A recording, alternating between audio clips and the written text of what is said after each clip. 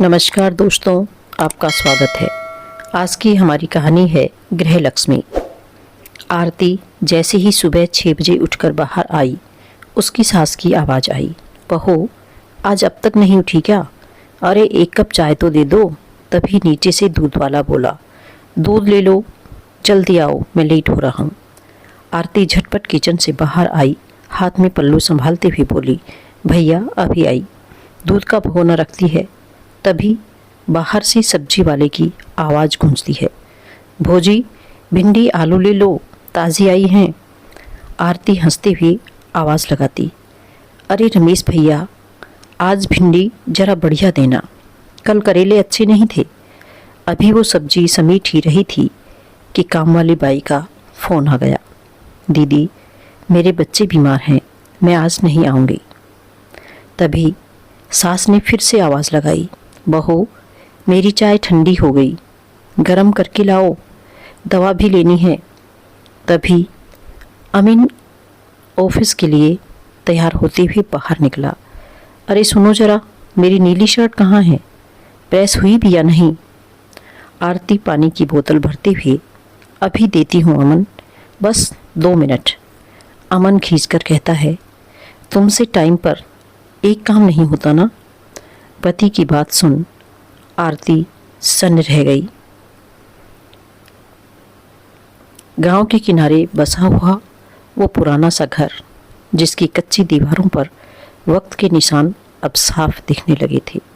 घर के अंदर घुसते ही हल्की सी तुलसी की महक आती थी और हर कोने में रिश्तों की आवाजाही की गूंज बसती थी।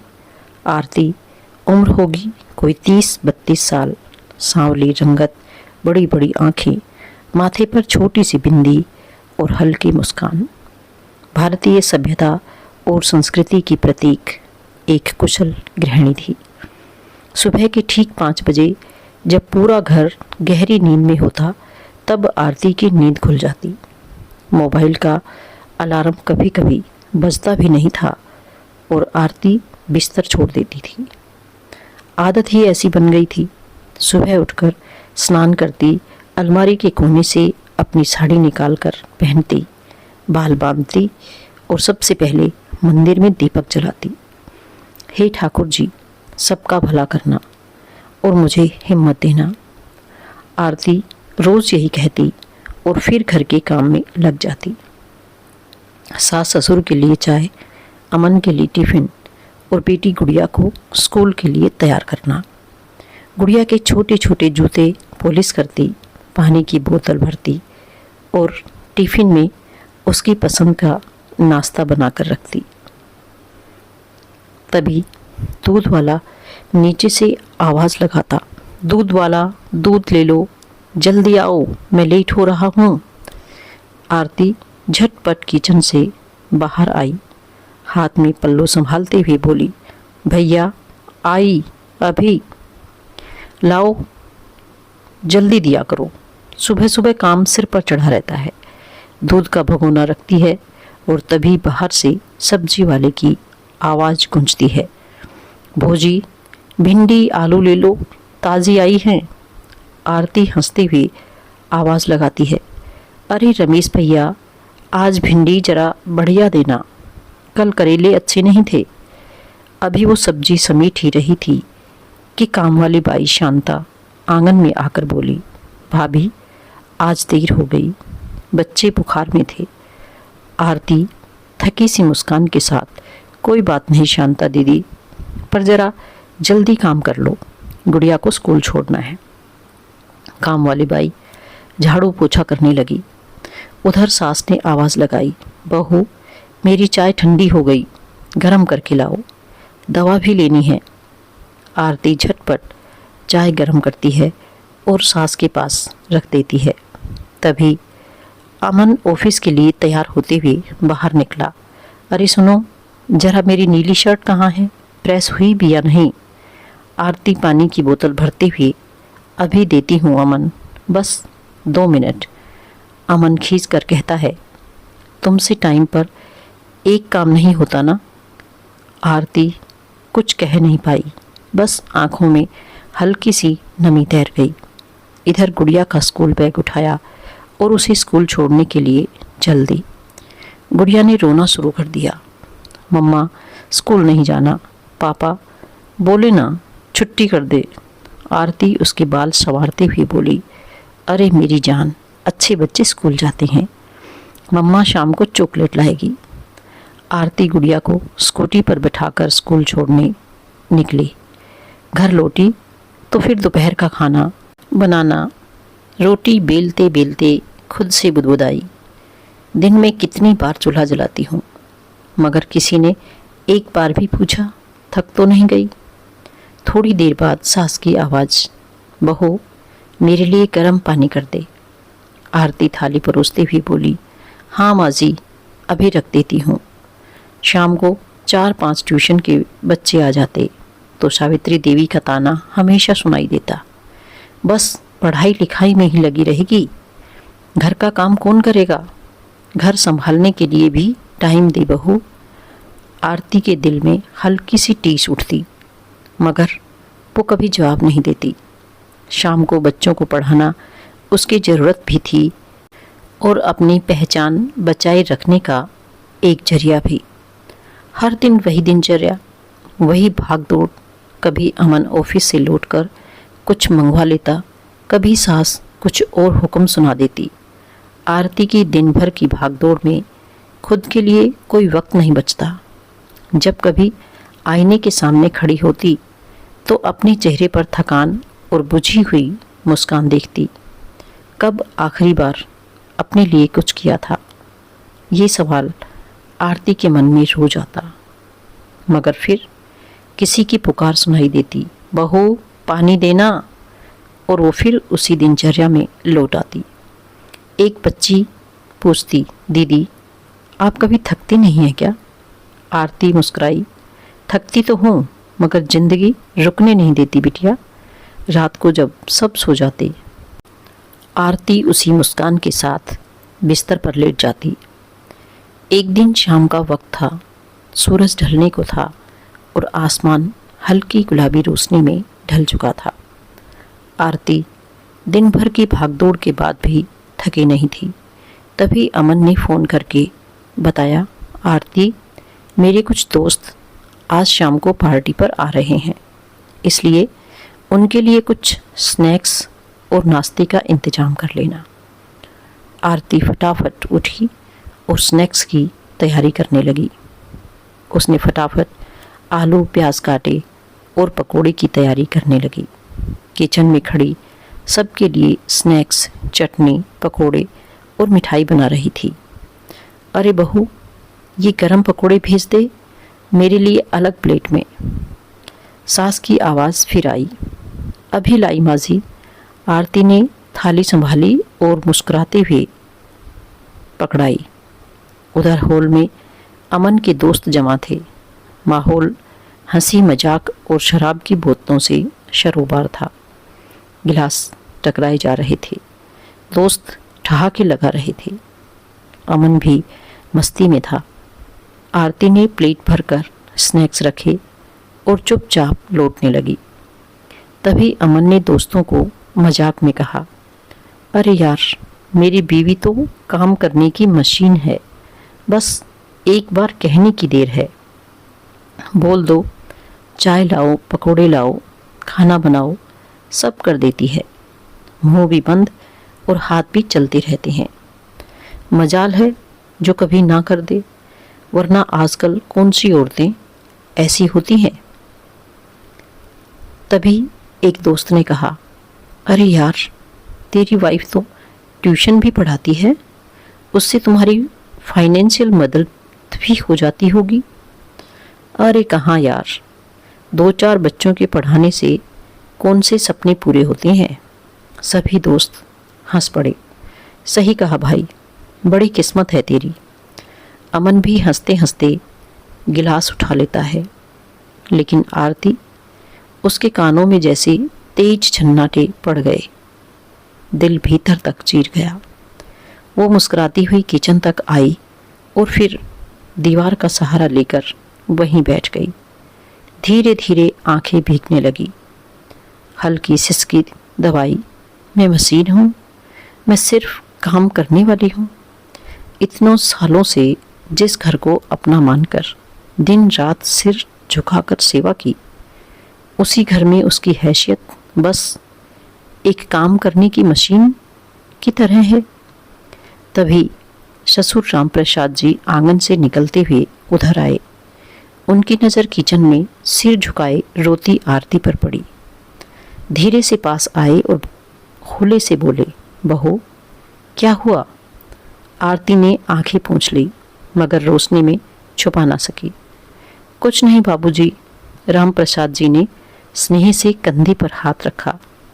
अरे मैं सब सुन रहा था। मशीन तो लोहे की होती है बहू। तू तो इस घर की धड़कन है। तेरे बिना तो ये घर कब का बिखर गया होता। ये जो तेरा दिन रात का ख्याल रखना, सबकी ज़रूरतें पूरी करना, ये कोई मशीन नहीं कर सकती।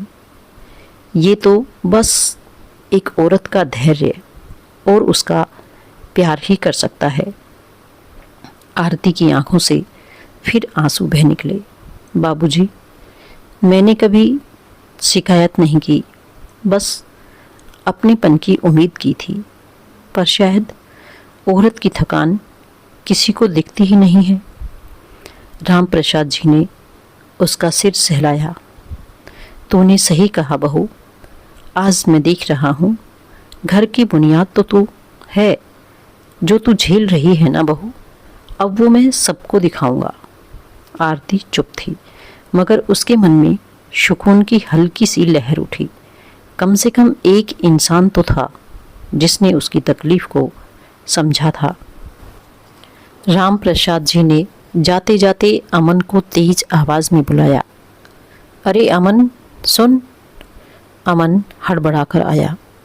कल से तेरे काम की मशीन छुट्टी पर है। अब जो काम चाहिए अपने हाथ से करना। और एक बात, जिस दिन आदमी अपने घर की औरत की इज्जत करना सीख जाए, उसी दिन उसका घर भी स्वर्ग बन जाता है। समझे? अमन के चेहरे का रंग उतर गया। दोस्त भी चुप हो गए। माफ़ कर दो बाबूजी, अमन धीरे से बोला। राम प्रसाद जी ने कहा, माफ़ी मुझसे नहीं, उस बहू से मांग जिसकी आंखों में आंसू और दिल में टीस है। सारा घर सन्नाटे में आ गया। आरती किचन के कोने में खड़ी अपने आंसुओं को आंचल से पोंछते हुए उस दिन पहली बार अपने लिए इंसाफ होते देख रही थी। बस एक दिन राम प्रसाद जी छत पर बैठे अपनी लाठी के सहारे गहरी सोच में डूबे हुए थे। उनके मन में वही दृश्य घूम रहा था। अमन का ताना, सावित्री देवी के ताने और आरती की भीगी आंखें।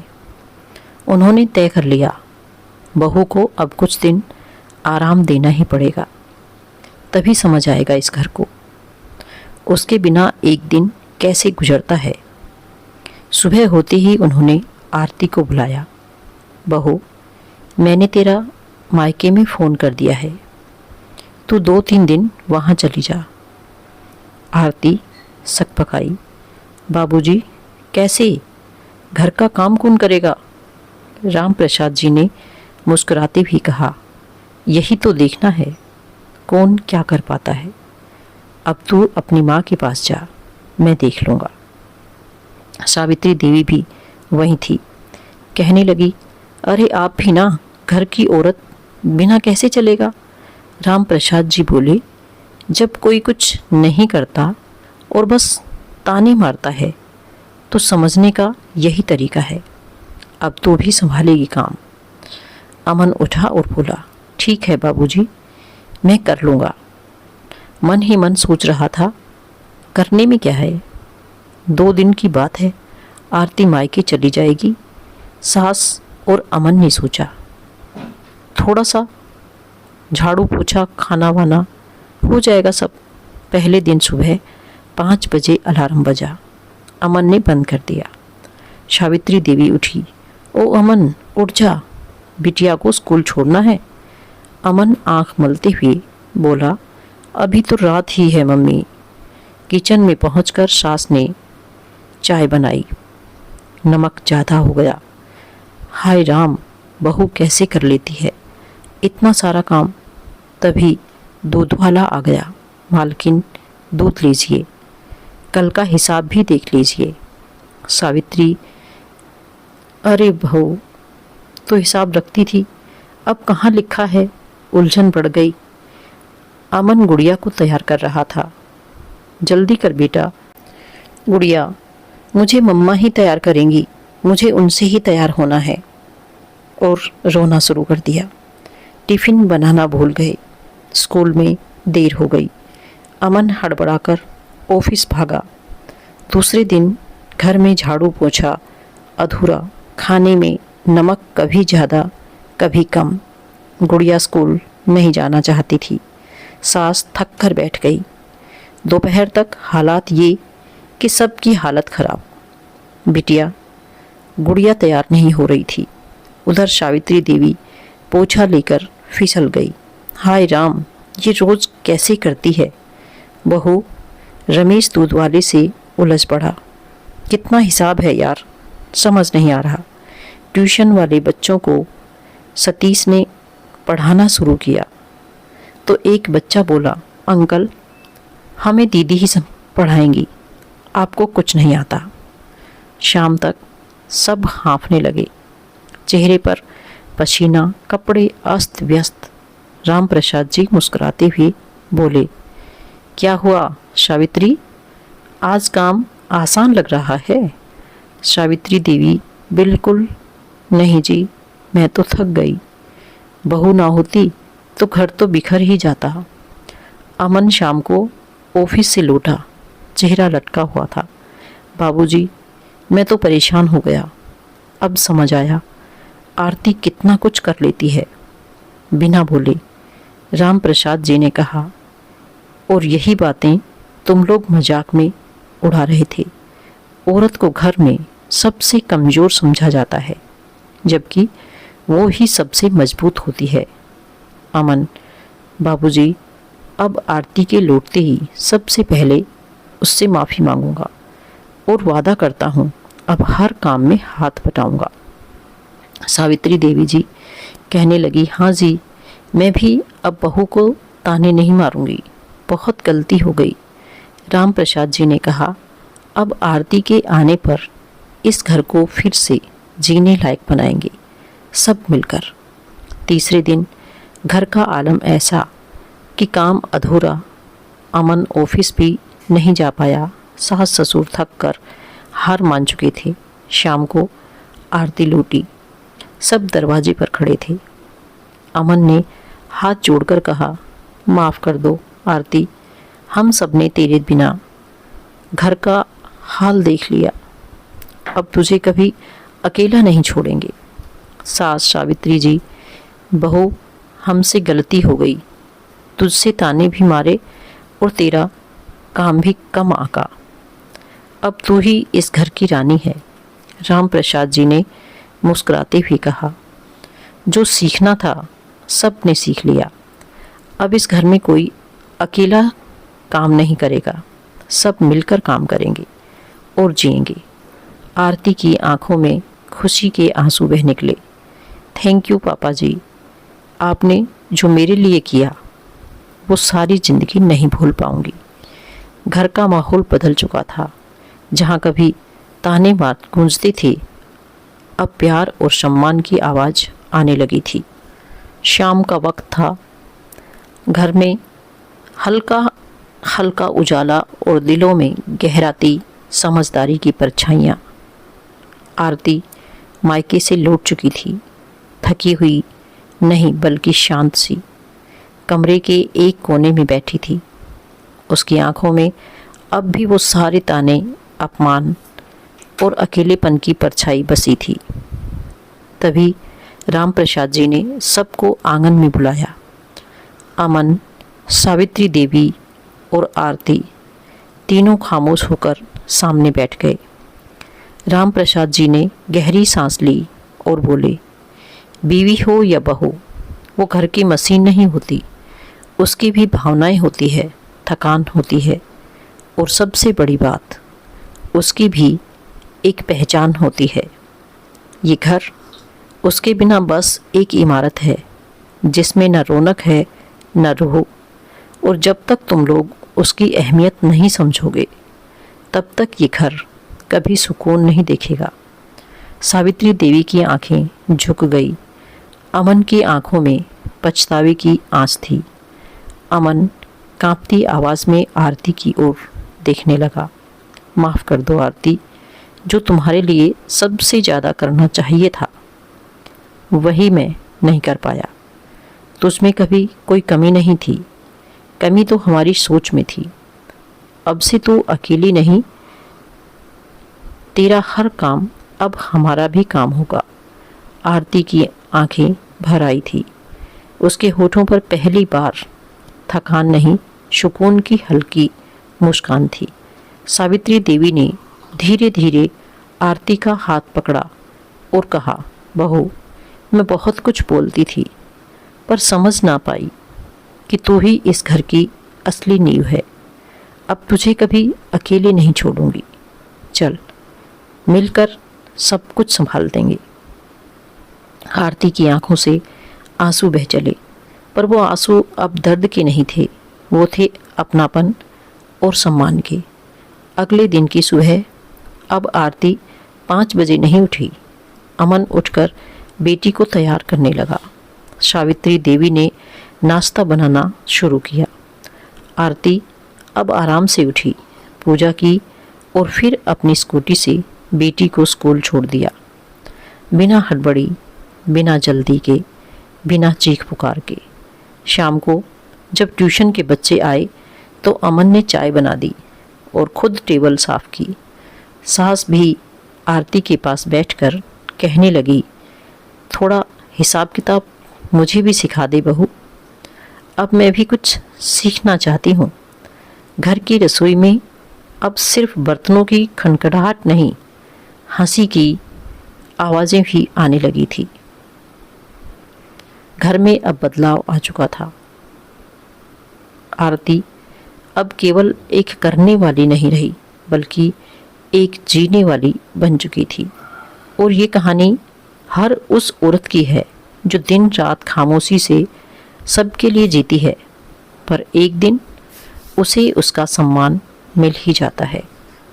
यह कहानी हमें सिखाती है कि एक हाउसवाइफ की अहमियत सिर्फ तब समझ में आती है जब उसके बिना घर चलाने की कोशिश की जाए।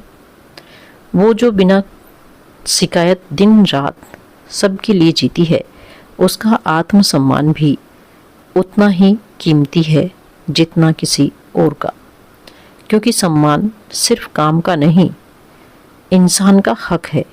तो दोस्तों, यह थी हमारी आज की कहानी। आपको कैसी लगी कमेंट करके ज़रूर बताएं। और यदि आप मेरे चैनल पर नए हैं तो इसे सब्सक्राइब भी ज़रूर कर लें। धन्यवाद।